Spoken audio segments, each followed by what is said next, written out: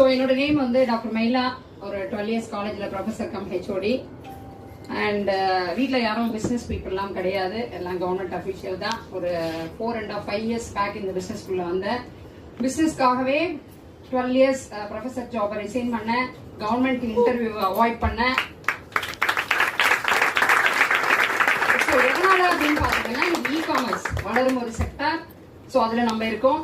அது மட்டும் இல்ல, ஒரு ஆன்லைன் செக்டார்ல இருக்கும், ஒரு நெட்வொர்க்கிங்ல இருக்கும், ரெஃபரன்ஸ் சிஸ்டம்ல இருக்கும்.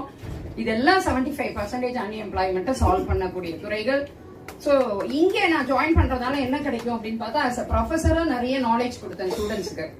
பட் என்னால எம்ப்ளாய்மெண்ட் கொடுக்க முடியாது. பட் இங்க 18 வயசுக்கு மேல இருக்கக்கூடிய எனி கைண்ட் ஆஃப் பீப்புள் என்னால நிறைய இன்கம் கொடுக்க முடியும்.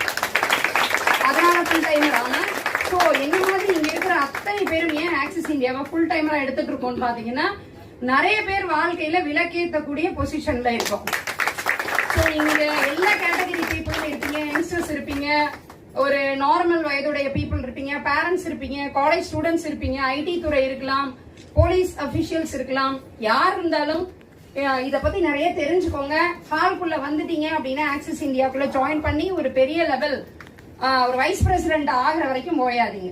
தெரியல அப்படின்னா என்ன கிளாரிட்டி வேணாலும் கேளுங்க, நாங்க கொடுக்கறதுக்கு ரெடியா இருக்கோம். Thank you so much.